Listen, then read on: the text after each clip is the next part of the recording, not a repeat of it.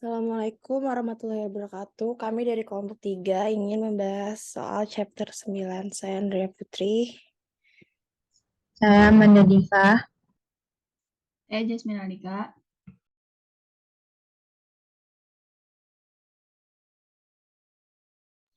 Di sini ada soal dari chapter 9 yaitu strip 1 itu kita disuruh mencari LNCNRV-nya dari metodenya. Di sini kita udah dapetin kuantitinya sama cost per unitnya sama net receivable value per unit. Maka untuk yang A itu kita mencarinya dulu. Ke bawah Dendre.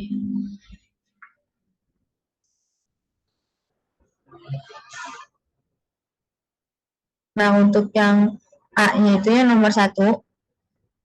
Yang nomor satunya, Andre. Ke bawah. Nah, di sini yang satunya itu kita kan disuruh nyari NLCNRV metodnya. Nah, di sini tuh kita cara ngitungnya itu untuk nyari total cost itu 600, ini dapetin 57.000-nya. Nah, maka kita harus ngitung satu persatunya. Maka total cost itu kita dapetin sebesar 370.600. Untuk total NRV-nya itu kita juga harus hitung dari total yang paling besar. Nah, maka untuk total NF-nya itu yang kita dapetin seluruh itu 341.300. Nah, untuk lower of cost or NF-nya itu kita dapetin juga dengan cara kita ngitungin net receivable value-nya.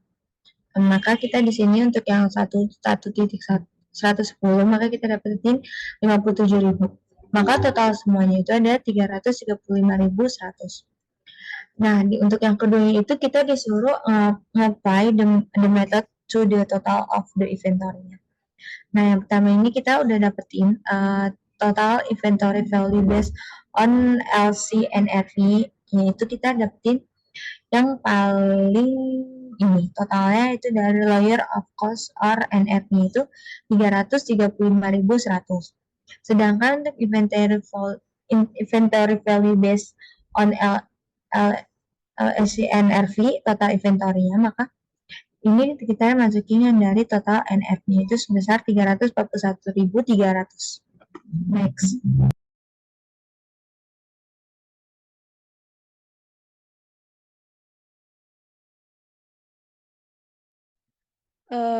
Jadi di sini ada yang pertama kita disuruh cari cost due to market, sama yang kedua cari and tries to adjust in monthly thereafter. Jadi di sini yang pertama kita masukin akunnya. Di Januari 31 itu ada inventory at cost. Inventory at cost sebesar $15.000. Inventory at LCNRV sebesar 14.500. Jadi reduce inventory to NRV-nya itu sebesar 500. Cost dikurang sama LCNRV-nya. Yang bulan Februari sama, cost-nya sebesar 15.100, LCNRV-nya sebesar 12.600. Jadi 15.100 dikurang 12.600 sebesar 2.500. Yang Maret 31-nya juga cost-nya sebesar 17.000, LCNRV-nya sebesar 15.600. Jadi reduce to inventory to NRV-nya sebesar 1.400. Di April 31 juga inventory at cost sebesar 14.000, LCNRV-nya sebesar 13.300 dari sini, dari soal. Jadi totalnya itu 700.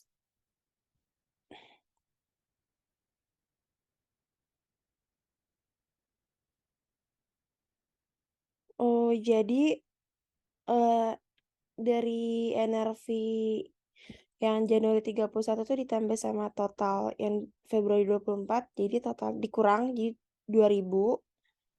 Yang di Maret 31 itu 2.500 dikurang 1.400, jadi hasilnya 1.100. Dari April 30 juga sama. Total yang di Maret 31 1.400 dikurang sama 700, hasil total di April 31 jadi total $700. Yang di B kita suruh bikin di journal entry create count at January 31 and tries to adjust it monthly after. Jadi Januari 31 itu akunnya yang pertama loss due to decline of inventory to NRV sebesar 500 di debit, allowance to reduce inventory to NRV sebesar 500 di kredit. Februari 28 itu akunnya sama loss due to decline of inventory to NRV sebesar 2.000 di debit, allowance for to reduce inventory to NRV sebesar 2.000 di kredit. Di bulan Maret 31 itu sama, cuma bedanya di yang kedua. Itu allowance to reduce inventory to NRV sebesar 1.100 di debit, recovery of inventory loss sebesar 1.100 di kredit. Selanjutnya April 30, allowance to reduce inventory to NRV sebesar 700 di debit, recovery of inventory loss sebesar 700 di kredit. Selanjutnya dilanjutkan oleh Jasmine.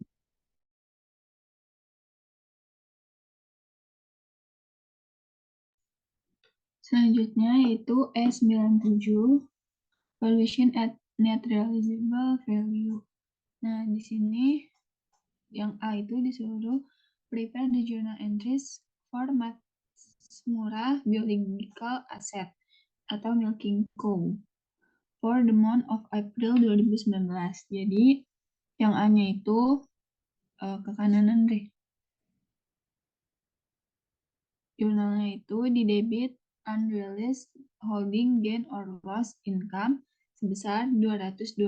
Itu dari change in fair value due to growth and price change 200 ditambah sama decrease in fair value due to harvest 12.000. Jadi ada 212.000. Terus di kreditnya itu biological asset milking cows. Terus yang B itu prepare the journal entry for the milk harvested by Matsumura during April 2019.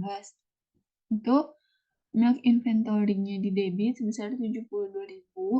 Terus kreditnya itu unrealized holding gain or loss income sebesar 72.000.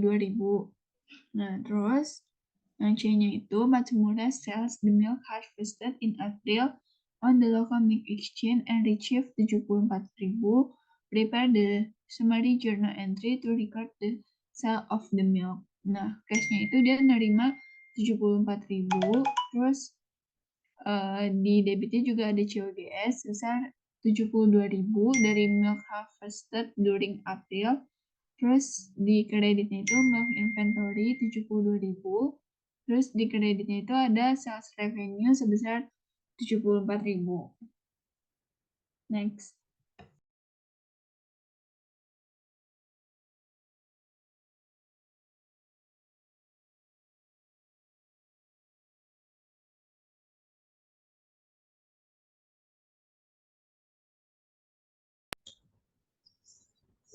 Selanjutnya di sini ada dari chapter 9 strip 15, di mana di situ ada tertulis, ada jurnalnya itu ada Mercedes on head Januari tanggal 1 itu yang sebesar 38.000, dan untuk purchase itu sebesar 92.000, dan last purchase returns and allowance-nya itu 24.000. Untuk fair in-nya itu 3.400. Untuk yang purchase and allowance-nya itu dikurang dari seluruhnya, maka total Mercedes available at cost itu sebesar 131.000. Untuk COGS itu ada dia dimasukin 90.000, maka untuk ending inventory-nya itu dari total Mercedes itu dikurangi dari total COGS, maka ending inventory itu kita dapetin sebesar 41.000.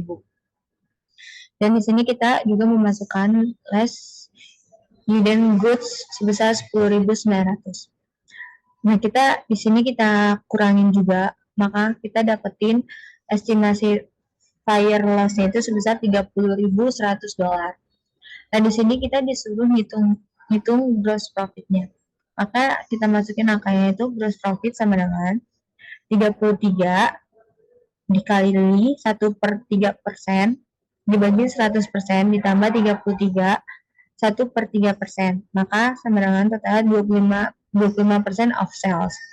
Untuk COGS itu 75%. COGS sama dengan 75% of sale of $120.000, maka totalnya ada $90.000. Next. Di sini ada dari problem 9 strip 3. Itu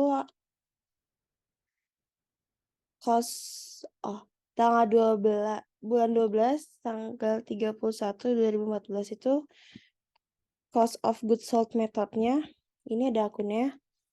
Cost of goods COGS-nya itu sebesar 68.000 di debit, allowance to reduce inventory to market sebesar 68.000 di kredit. Itu di soal tertulis $780.000 dikurang 712.000. Jadi hasilnya 68.000. Terus selanjutnya di tanggal 31 Desember 2015 COGS sebesar 75.000 dan allowance to reduce inventory to market itu di soal 905.000 dikurang 830.000 jadi sama 75.000 di kredit. Yang B kita cari loss method tanggal 31 bulan 12 2014. Itu to write down inventory to market-nya ada akun loss due to market decline of inventory sebesar 68.000 di debit, allowance to reduce inventory to market sebesar 68.000 di kredit. Tanggal 31 bulan 12 2015 itu akunnya loss due to market decline of inventory sebesar 7.000 di debit, allowance to reduce inventory to market itu hasilnya dari 905.000 dikurang 830.000 dikurang 68.000. Hasilnya 7.000. Selanjutnya dilanjutkan lagi Yasmin.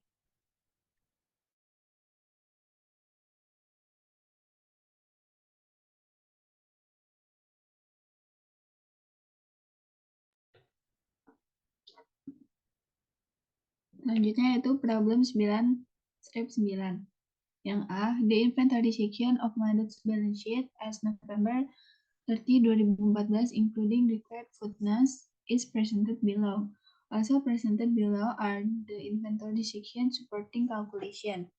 Nah, jadi di sini ada current asetnya, terus ada inventory section, not 1, terus ada finished good, not 2, sebesar 643.000, terus work in process 108, 700, terus ada raw material 237.400, terus ada factory supplies 64.800, terus ada total inventory-nya, semuanya di total jadinya 1.053.900.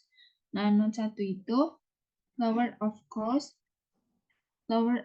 first in first out or market is applied on major category basis for finished good and on total inventory basis for work in process, raw material, and factory supplies. Terus 75%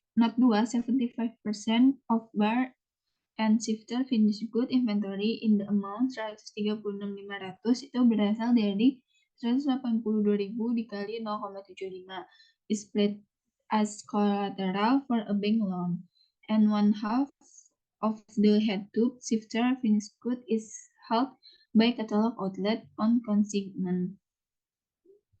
Bisa, Andre?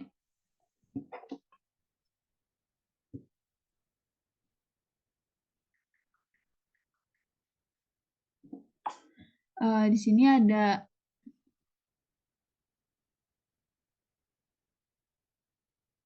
finished good, work in process, raw material, factory supplies.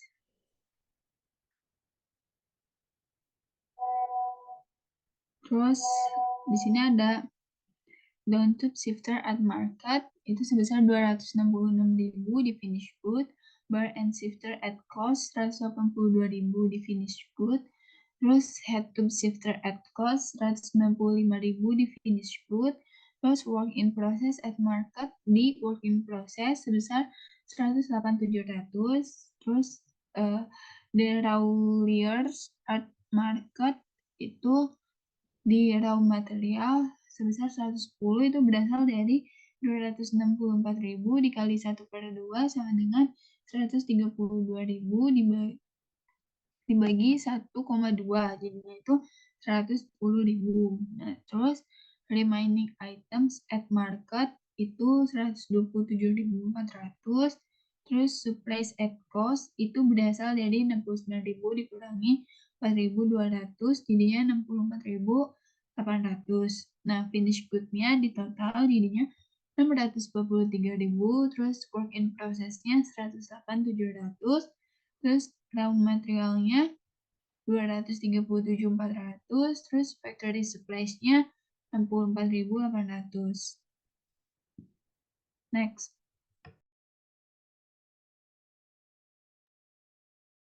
Di sini ada jawaban dari B. Itu the decline in the market value of inventory below costs may be reported using one or two alternate methods. The direct write-down of inventory CLGS method or the loss method, and allowance may be used under either method to report inventory on the balance sheet at LCM. The decline in the market value of inventory may be reflected in Maddox's income statement as a separate loss item for the fiscal year ended November 30, 2021. The loss amount may also be written off directly, increasing the cost of the CLGS on Maddox's income statement. The loss must be reported in continuing operation rather than in extraordinary item. The loss must be included in the income statement since it is material Maddox financial statement. Yang C itu purchase contract for which a firm price has been established should be disclosed on the financial statement of the buyer.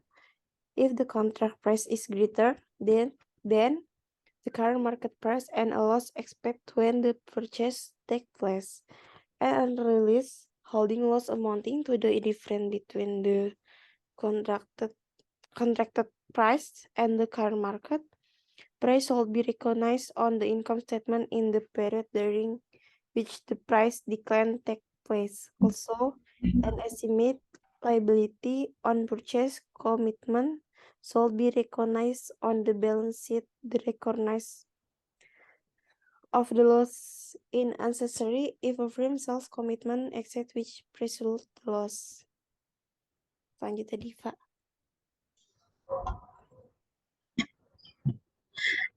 Selanjutnya di sini ada problem 9 strip 11 dan di sini tuh ada dari akun inventory Januari tanggal 1. Di sini kita ada cost itu sebesar 30.000, purchase-nya itu sebesar 104.800 dan purchase returns-nya itu sebesar 2.800 dan itu kita kurang untuk purchase returns-nya. Nah, untuk di retail itu sebesar 43.000 untuk inventory. Untuk purchase-nya itu sebesar 155.000. Untuk purchase returns-nya itu sebesar 4.000. Maka itu kita kurang sama dengan yang cost itu sebesar untuk menentukan total itu sebesar untuk cost-nya itu 132.000. Untuk retail itu sebesar 194.000.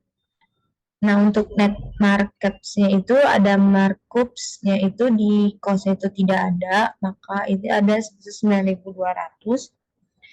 Untuk markup collection-nya itu 3.200, ini itu dikurang. Sedangkan untuk di retail itu sebesar 6.000. Maka totalnya itu untuk yang di retailnya itu 200.000. Nah, untuk net markdown-nya itu sebesar 10.500. Markdown collection-nya itu sebesar 6.500, untuk di retail itu sebesar 4.000. Maka kita dapetin sell price of goods receivable itu sebesar 196.000 untuk di retailnya. Untuk sales revenue-nya itu kita dapetin 194.000. Untuk sales returns and allowance-nya itu 8.000, itu kita kurang. Maka totalnya itu untuk yang di retail itu total ending inventory at retail itu sebesar 50.000. Di sini kita harus mencari cost to retail ratio, yaitu 132 dibagi dengan 200.000. 132 itu dapetin dari cost dibagi dengan retail untuk cost to retail ratio. Maka dapat 66%. Inventory at lower of cost or market itu dari cost to retail itu dikali dengan retailnya, maka 66.000 dikali dengan 50.000, maka kita dapatin retailnya sebesar 33.000. Untuk yang B-nya ini kita mencari ada akun ending inventory retail Januari 1, price levelnya itu 59.400 dibagi dengan 1,08. Maka kita dapatnya 55.000, itu dapat di retail. Pas begini inventory at retail itu 43.000. Inventory increment at retail Januari 1 price level itu, maka kita kurangin sebesar 12.000 dapatnya. Inventory increment at retail Juni 30 itu 12.000 dikali dengan 1,08, maka itu kita dapat 12.960. Begini inventory at cost-nya itu kita masukin 30.000, maka inventory increment cost at Juni 30 itu ada 12.960 dikali 70%, maka dapatnya 9,072. Kita di sini dapetin ending inventory at dollar value LIFO cost-nya itu sebesar 39.072. Itu kita dapetin dari 70% 70% sama dengan 30.000 dibagi 43.000. Next.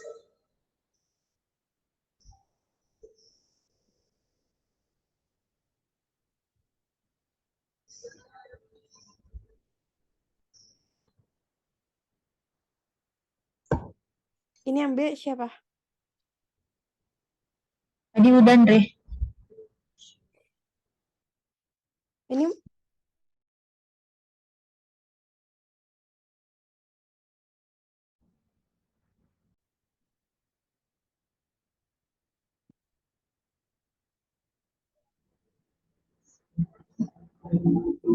Assalamualaikum warahmatullahi wabarakatuh. Jadi kami di sini ingin menjelaskan chapter 10 tentang akuisisi dan disposisi properti, gedung dan peralatan.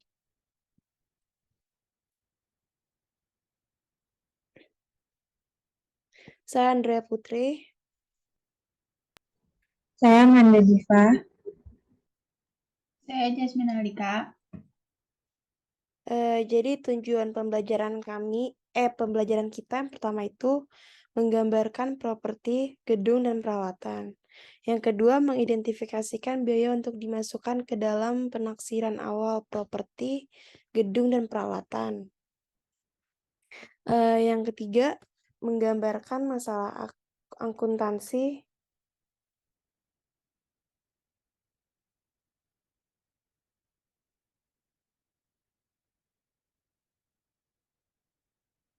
terkait dengan aset berdiri sendiri. Yang keempat, menggambarkan masalah akuntansi terkait dengan kapitalisasi bunga. Yang kelima, memahami masalah akuntansi terkait dengan perolehan dan penaksiran aset gedung. Yang keenam, menggambarkan pelaporan akuntansi untuk biaya sesudah akuisisi. Yang ketujuh, menggambarkan pelaporan akuntansi untuk pembagian properti gedung dan peralatan.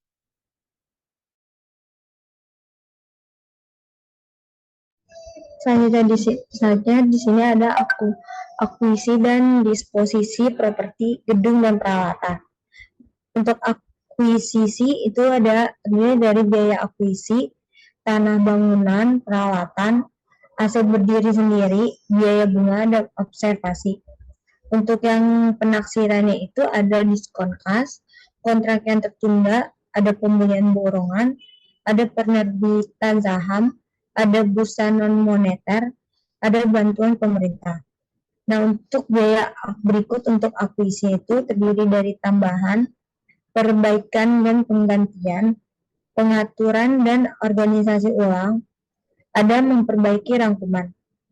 Untuk disposisinya itu ada penjualan dan konversi paksa.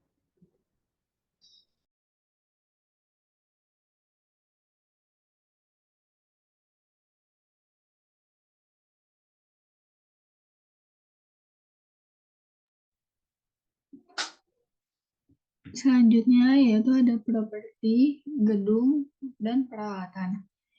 Properti, gedung, dan peralatan adalah harta berwujud yang ditahan untuk digunakan dalam produksi atau persediaan barang dan jasa, untuk disewakan kepada pihak lain, atau untuk tujuan administrasi.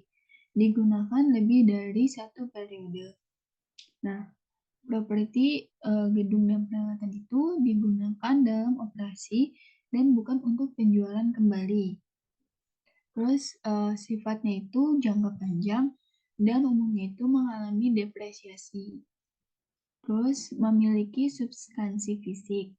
Contohnya itu ada tanah, struktur bangunan, ada kantor, pabrik, gudang, dan peralatan seperti mesin, perabot, dan perlengkapan.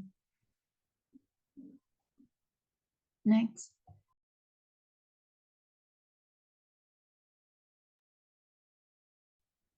Di sini ada akuisisi PP dan E. Yang pertama itu ada biaya historis. Itu mengukur uang tunai atau harga ekuivalen kas untuk memperoleh aset dan membawanya ke lokasi dan kondisi yang sesuai dengan kegunaan yang dikehendaki. Perusahaan menaksir properti gedung dan peralatan pada periode berikutnya menggunakan yang pertama ada metode biaya, yang kedua ada metode fair value atau penaksiran ulang. Selanjutnya dilanjutkan oleh rekan saya. Selanjutnya di sini ada biaya tanah, yaitu pengembangan dengan masa guna terbatas, misalnya jalur mobil pribadi, trotoar, pagar, dan area parkir dicatat sebagai pengembangan lahan dan mengalami depresiasi. Itu lahan yang diperoleh dan ditahan untuk spekulasi diklasifikasikan sebagai investasi. Yang kedua itu ada lahan yang ditahan oleh real estate untuk penjualan kembali harus diklasifikasikan sebagai inventaris.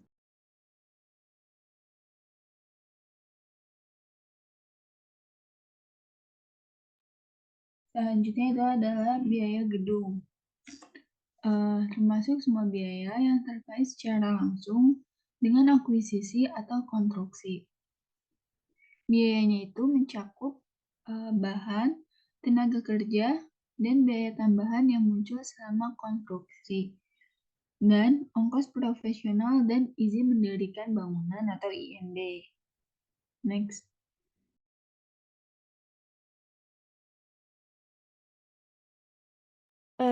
Selanjutnya ada aset berdiri sendiri. Itu dia biayanya mencakup yang pertama bahan dan buruh langsung, yang kedua pengeluaran tambahan dapat ditangani dengan dua cara. Jadi pengeluaran tambahan itu bisa ditangani dan cara itu ada dua. Yang pertama menentukan biaya tambahan tidak tetap. Yang kedua menentukan sebagian dari semua biaya tambahan untuk proses konstruksi. Perusahaan banyak menggunakan metode yang kedua. Jadi rata-rata perusahaan itu menggunakan metode sebagian semua biaya ditambah untuk proses konstruksi.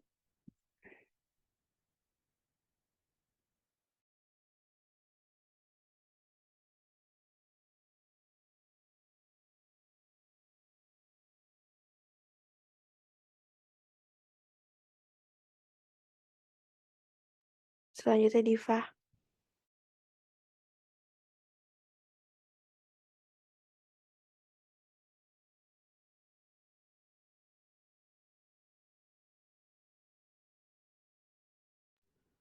Selanjutnya di sini ada akuisisi PPNE.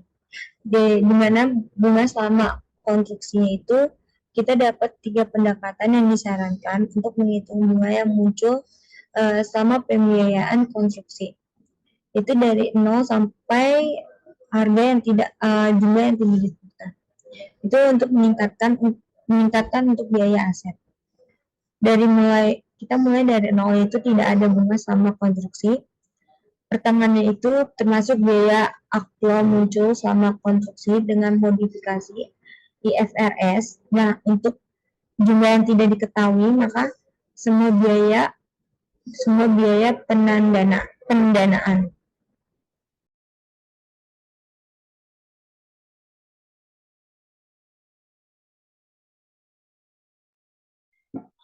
Selanjutnya itu ada biaya bunga selama konstruksi.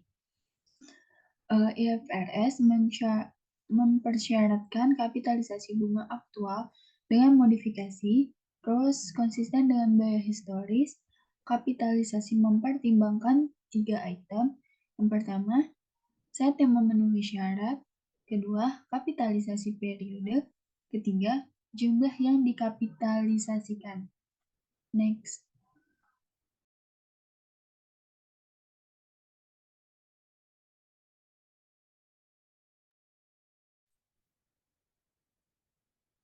Di sini ada aset yang memenuhi syarat.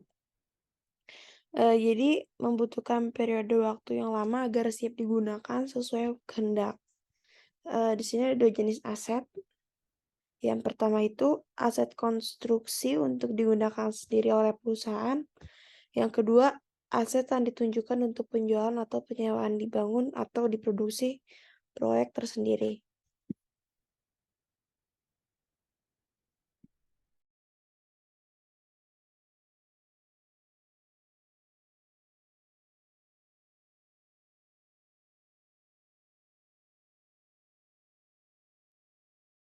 Selanjutnya Diva.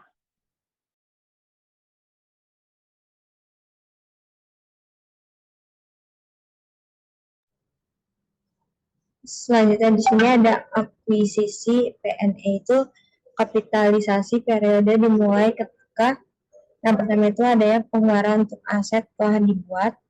Yang kedua itu ada aktivitas untuk mempersiapkan aset sedang berlangsung. Yang ketiga itu ada biaya bunga sedang terjadi. Berakhir ketika kita telah melakukan aset secara substansial, selesai dan siap untuk digunakan.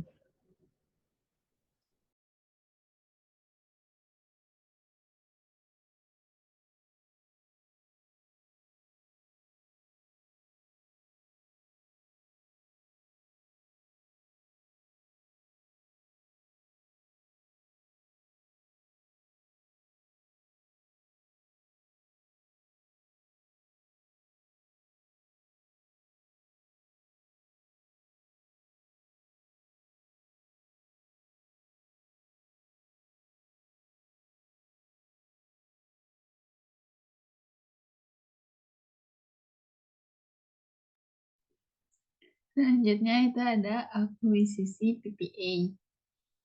Jumlah yang kapitalisasi yang dimana yang lebih sedikit. 1. Biaya bunga aktual. 2. Bunga yang dapat dihindari. Jumlah bunga yang dapat dihindari jika pengeluaran untuk aset belum dibuat. Next.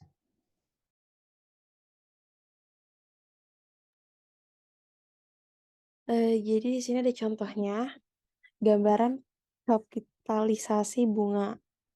Dari Blue Corporation meminjam $200.000 dengan bunga 12% dari State Bank pada 1 Januari tahun 2011. Untuk tujuan spesifik konstruksi tujuan khusus peralatan yang digunakan dalam operasi, konstruksi peralatan dimulai 1 Januari 2011. Dan pengeluaran berikut dibuat sebelum proyek selesai pada tanggal 31 Desember 2011. Jadi di sini ada pengeluaran aktual tanggal Januari 1, 2011 sebesar $100.000. Bulan April tanggal 30 tahun 2011 sebesar $150.000. November 1, 2011 sebesar $300.000. Desember 31, 2011 sebesar $100.000. Jadi total pengeluaran itu ditotal dari Januari, April, November, Desember sebesar $650.000. Jadi utang umum lainnya ada pada Januari 1, 2011 adalah jadi $500.000 itu 14%, 10 sampai tahun pinjaman obligasi. Selanjutnya, Diva.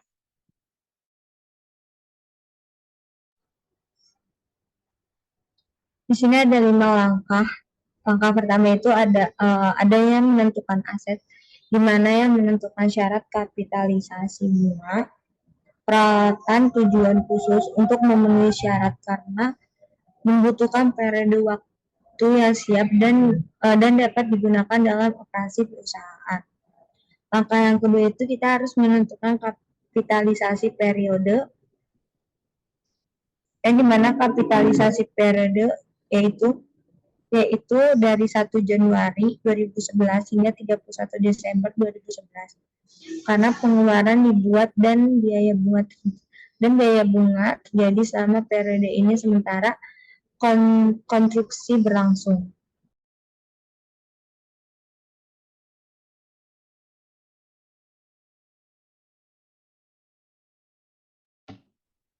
Terus di sini ada langkah 3. Hitunglah akumulasi pengeluaran rata-rata tertimbang akumulasi pengeluaran contoh. Contohnya itu di sini ada tanggal, pengeluaran aktual, kapitalisasi periode, pengeluaran rata-rata tertimbang. Nah, di Januari 1 itu pengeluaran aktualnya itu 100.000. Terus kapitalisasi periodenya itu 12/12. Terus pengeluaran rata-rata tertimbang itu 100.000. Terus di April 30 itu pengeluaran aktual itu 150.000. Terus kapitalisasi periodenya itu 8/12, artinya 8 bulan per 1 tahun. Terus pengeluaran rata-rata tertimbang itu 100.000. Terus November 1 itu 300.000. Kapitalisasi periodenya itu 2 bulan per 12 bulan. Terus pengeluaran rata-rata tertimbangnya itu 50.000. Terus di Desember 31 pengeluaran aktual itu 100.000. Kapitalisasi periodenya itu 0/12. Jadi di pengeluaran rata-rata tertimbangnya itu nggak ada karena dia 0. Terus di total pengeluaran aktualnya 100.000 ditambah 150.000 ditambah 300.000 ditambah 100.000 sama dengan 650.000. Terus pengeluaran rata-ratanya ditambah juga semuanya di total 100.000 ditambah 100.000 ditambah 50.000 sama dengan 250.000. Perusahaan menimbang pengeluaran konstruksi melalui jumlah waktu atau pecahan tahun atau periode akuntansi yang memunculkan bunga pada pengeluaran.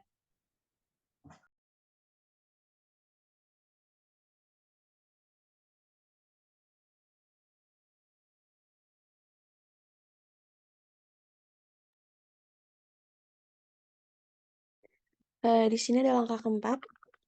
Hitunglah bunga aktual dan dapat dihindari. Memilih tingkat bunga yang tepat itu yang pertama, Untuk bagian rata-rata tertimbang, akumulasi pengeluaran yang kurang dari atau sama dengan jumlah yang secara khusus dipinjam untuk membiayai konstruksi aset, gunakan tingkat bunga yang muncul pada pinjaman yang spesifik. Yang kedua, untuk bagian rata-rata tertimbang, akumulasi pengeluaran yang lebih besar dari hutang yang muncul untuk membiayai konstruksi aset. Itu gunakan rata-rata tertimbang tingkat bunga yang terjadi pada semua sisa hutang selama periode tersebut.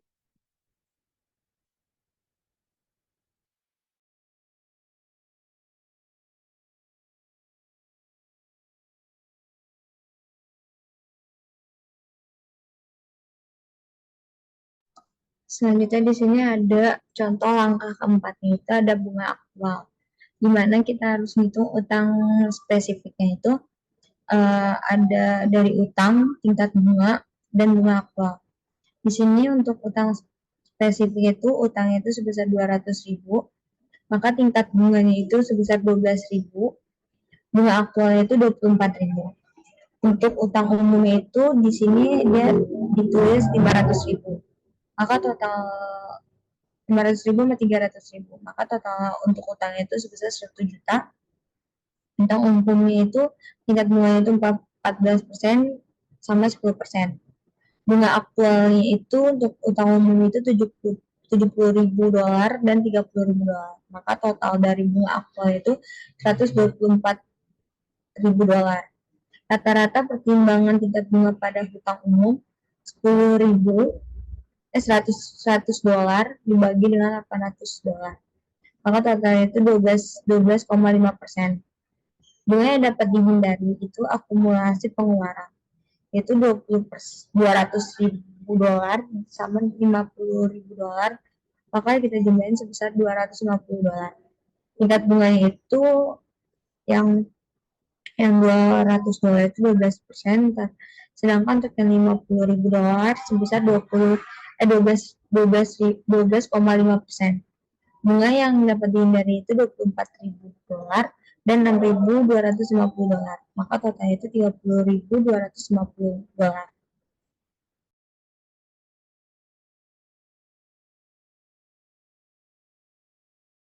Selanjutnya Jasmine.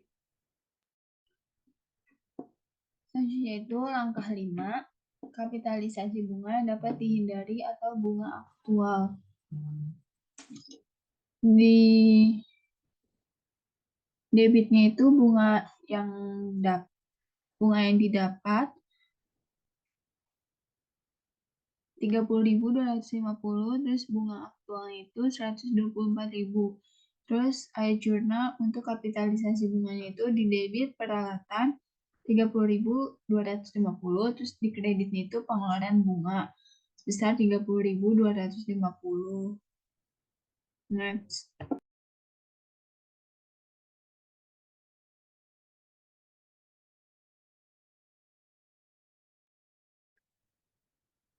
Jadi di sini ada gambaran yang komprehensif.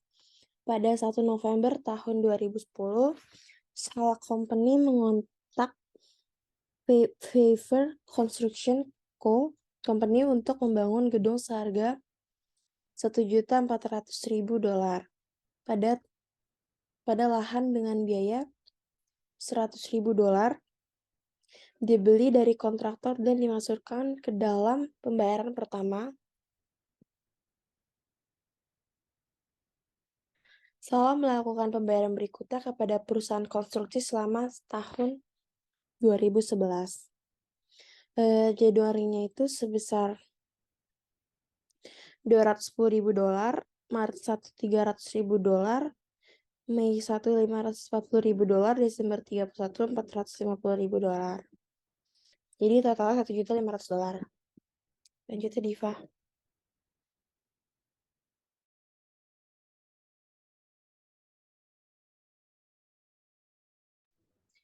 Di sini ada contoh selanjutnya itu pada tanggal 31 Desember 2011, Salah memperlihatkan jumlah bunga yang dikapitalisasi baik sebagai bagian dari ikhtisar rugi laba atau pada catatan yang menyertai laporan keuangan.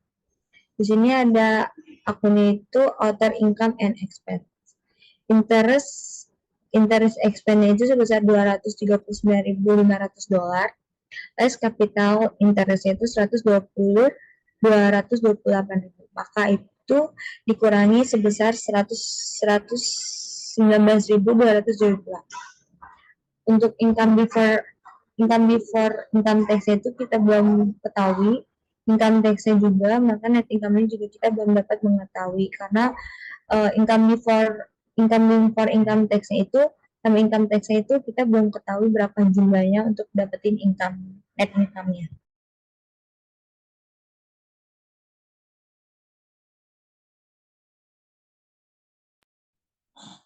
Masalah khusus terkait dengan kapitalisasi bunga. Yang pertama, pengeluaran untuk tanah. Biaya bunga yang dikapitalisasi merupakan bagian dari biaya gedung, bukan tanah. Terus yang kedua, penghasilan bunga. Penghasilan bunga harus menjadi pengganti biaya bunga dalam menentukan jumlah bunga untuk dikapitalisasi.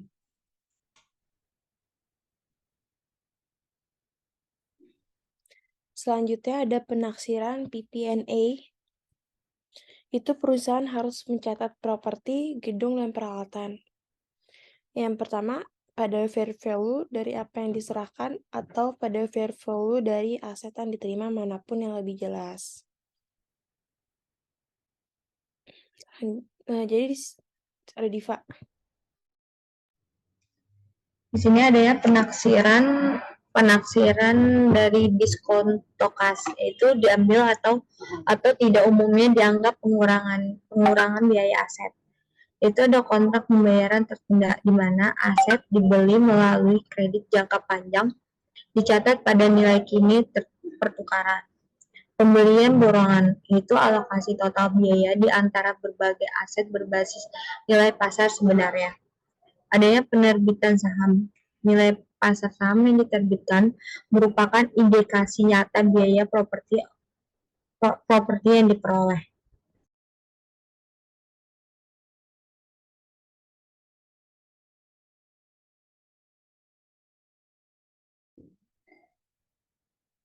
Ya, selanjutnya itu penaksiran PPA.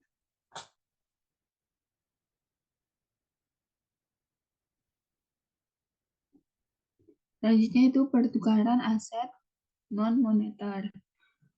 Umumnya itu dihitung berbasis ada dua. Ada fair value aset yang diserahkan dan fair value aset yang diterima. Terus manapun yang lebih jelas, pertukaran aset non-moneter, perusahaan harus menunjukkan dengan segera keuntungan atau kerugian pertukaran ketika transaksi memiliki substansi komersial. Next.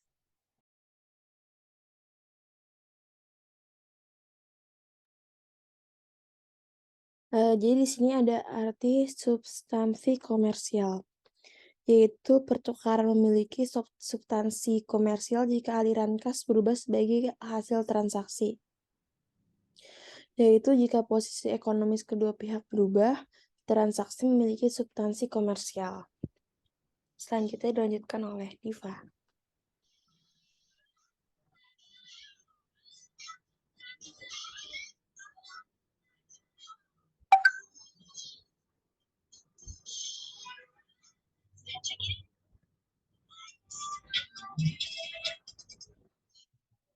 Diva.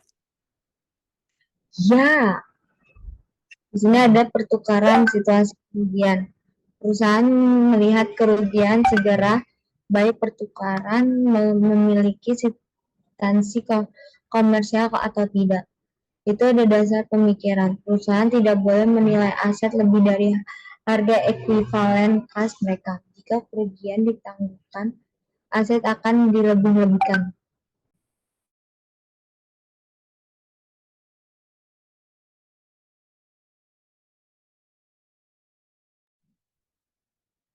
Next.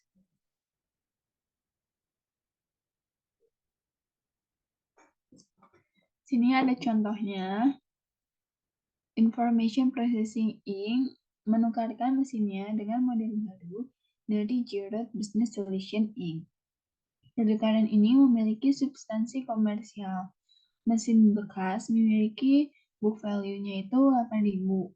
Nah, biaya awal itu 12.000 dikurangi sama 4.000 karena ada depresiasi.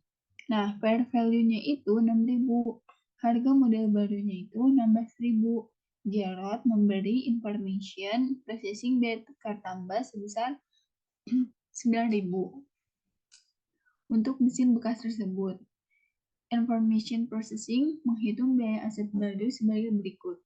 List price of new machine-nya itu 16.000 kan. Harga mesin model barunya 16.000 dikurangi sama trade-in allowance for used machine itu 9.000 dari Gerard processing itu biaya tukar tambah sebesar 9.000. Cash payment due-nya itu berarti 16.000 dikurangi 9.000 jadi itu 7.000. Terus fair value-nya itu of use machine-nya itu 6.000. Terus jadinya itu cost of new machine itu 13.000. 7.000 ditambah 6.000. Next.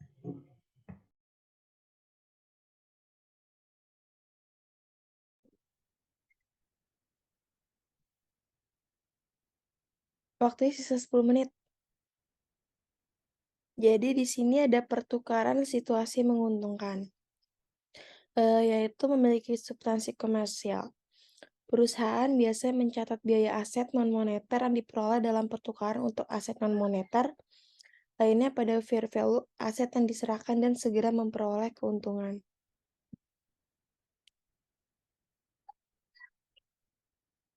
Lanjut ya.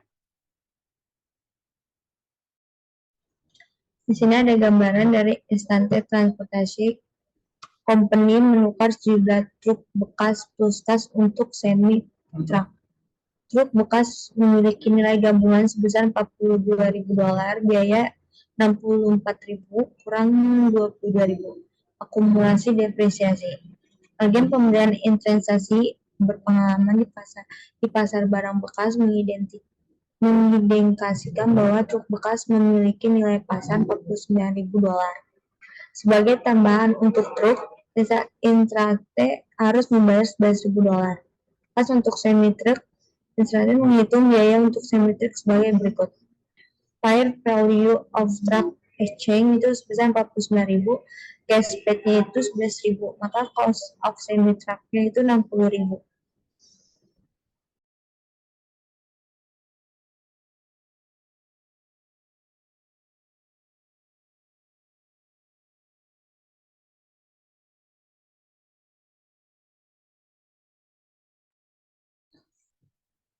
Next itu ada contoh dari mencatat pertukaran transaksi.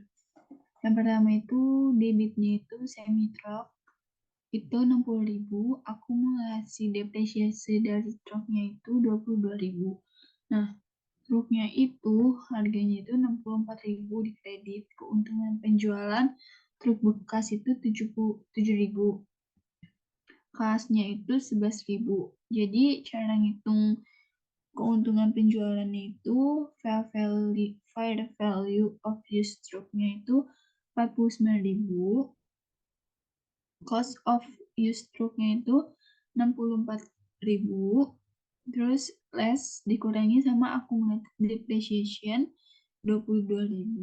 Jadinya itu book value-nya itu 42.000. Terus gain karena dia untung, jadinya dia itu gain on disposal of used truck, jadinya itu sebesar 7.000. Next.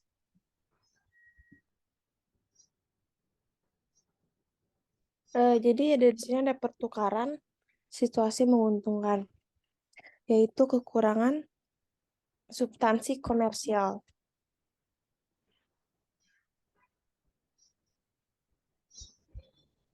Sekarang asumsikan bahwa Interstate Transportation Company menukarkan kekurangan substansi komersial, yaitu posisi ekonomis interstate tidak berubah secara signifikan sebagai hasil dari pertukaran ini. Dalam hal ini, Interstate menanggungkan keuntungan sebesar $7.000 dan mengurangi dasar untuk semi-truck. Selanjutnya.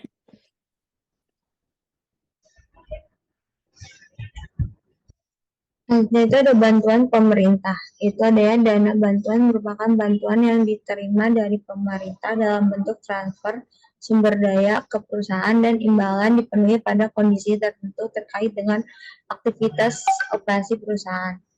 Yang kedua itu ada IFRS, mengharuskan dana bantuan dimasukkan ke dalam pendekatan pendapatan pada basis sistematis yang menyesuaikan dengan biaya terkait dan hendak digantikan.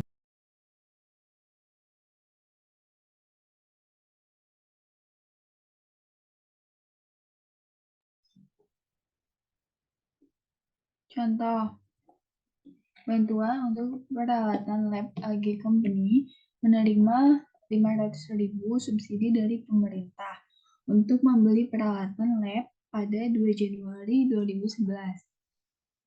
Biaya peralatan lab adalah 2 juta, memiliki masa guna 5 tahun dan didepresiasi pada basis garis lurus. IFRS memungkinkan AG Company untuk mencatat bantuan ini dalam dua cara. Pendapatan bantuan kredit tertunda untuk subsidi dan amortisasi pendapatan bantuan tertunda dari periode 5 tahun.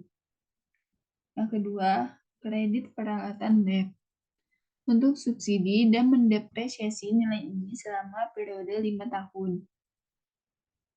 Next.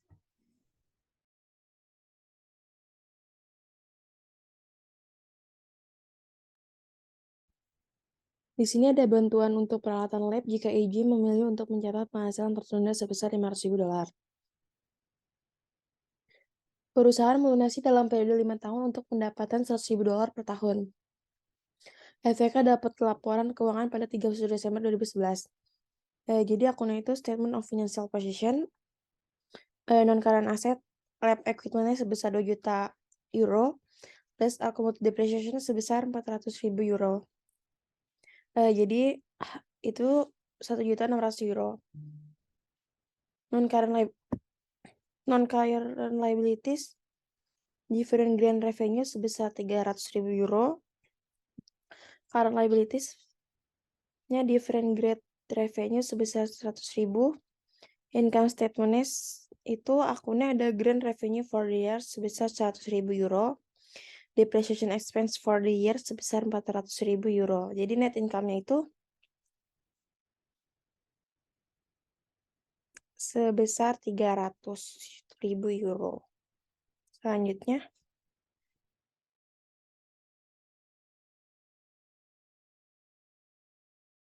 Oke.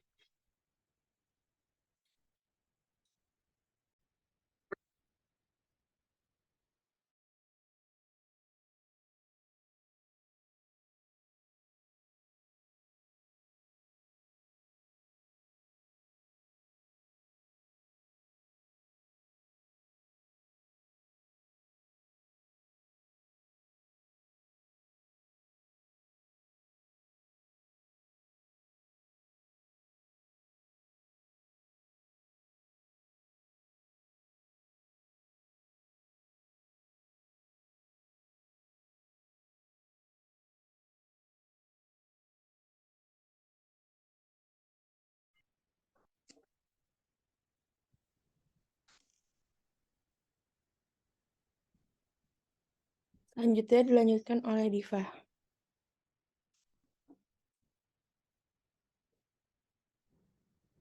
Selanjutnya ini ada biaya untuk akuisisi. Melihat biaya berikut untuk akuisisi sebagai aset ketika biaya bisa distruktur secara percaya dan ada kemungkinan bahwa perusahaan akan memperoleh keuntungan ekonomis di masa mendatang. Keuntungan ekonomis di masa mendatang akan memasukkan peningkatan pada masa guna, akuititas produk yang dihasilkan, dan kualitas produk yang dihasilkan.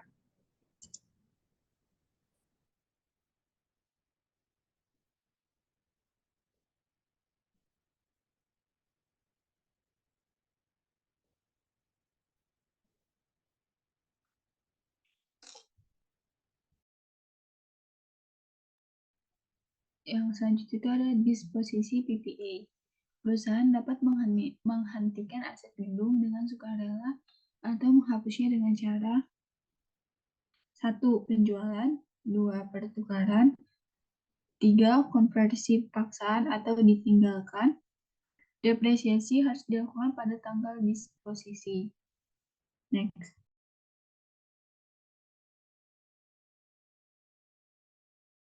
Jadi ini ada contoh dari Ottawa Corporation memiliki mesin dengan biaya $20.000 ketika dibeli pada 1 Juli tahun 2007. Depresiasi dicatat pada kisaran $2.400 per tahun, menghasilkan saldo akumulasi depresiasi sebanyak $8.400 pada 31 Desember tahun 2010. Mesin tersebut terjual pada 1 September 2011 seharga $10.500. Persiapkan air jurnalnya untuk yang pertama, update depresiasi untuk tahun 2011 dan mencatat penjualan. Selanjutnya, Diva.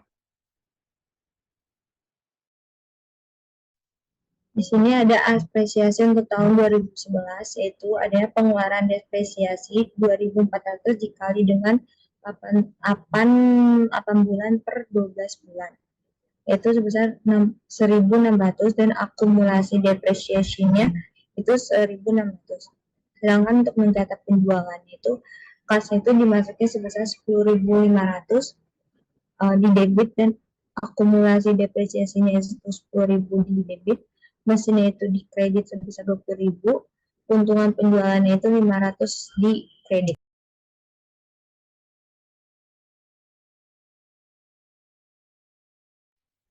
Selanjutnya itu ada konversi paksaan. Kadang-kadang jasa aset dihentikan melalui sejenis konversi paksaan seperti kebakaran, banjir, pencurian, atau pengapkiran. Perusahaan melaporkan perbedaan antara jumlah yang diperoleh kembali, misalnya asuransi perbaikan, jika ada, dan nilai buku aset sebagai keuntungan atau kerugian. Mereka memperlakukan keuntungan atau kerugian ini seperti jenis disposisi lainnya. Next. Sekian dari kelompok kami.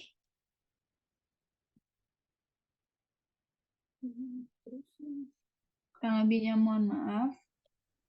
Assalamualaikum warahmatullahi wabarakatuh. Satu.